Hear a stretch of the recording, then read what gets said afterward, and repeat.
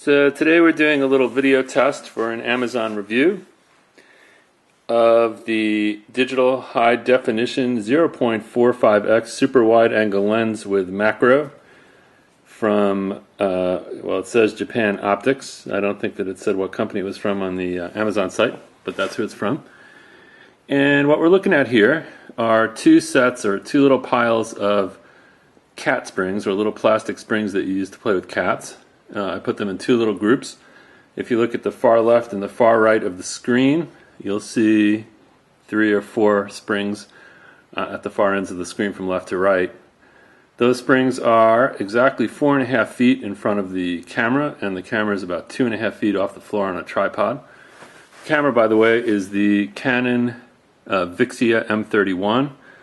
I understand that this macro works, this macro and wide angle lens combination works with a variety of cameras. The M31 is one of them. It's a pretty nice camera I just got a week ago.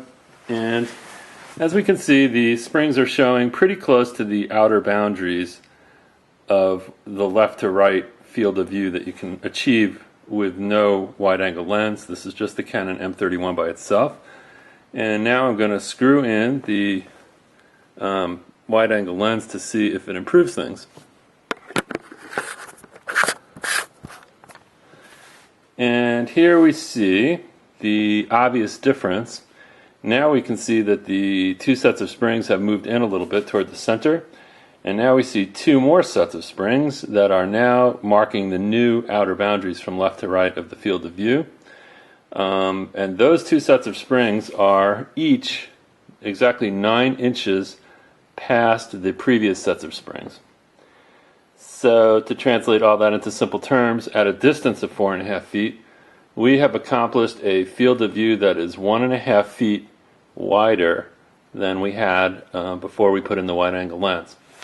And just to show the difference, I'm going to screw off the wide angle lens so we can see again how the field of view narrows. So now I'm taking the lens off.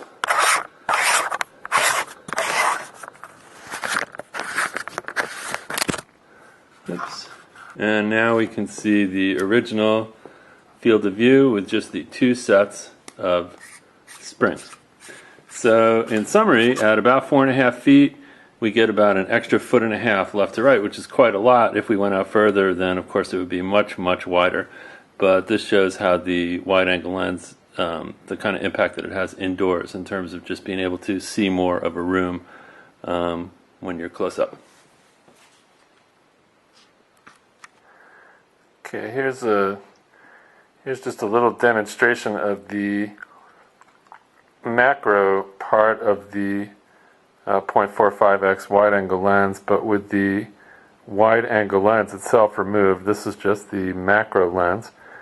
This is on my watch, a nice Rolex Oyster Perpetual Datejust in stainless steel.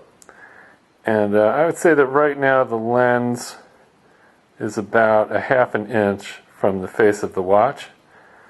And notice that we're able to read not only the Rolex Oyster Perpetual Datejust text, but almost to read the text on the bottom about a chronometer officially certified, which is a really, really small and usually unreadable font without a really big magnifying glass.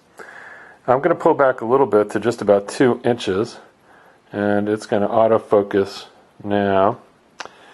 And now we're getting to see the macro in action at about 2 inches. And as we can see now, most of the watch is in the field of view with a very nice and sharp focus. Now we can see the whole watch.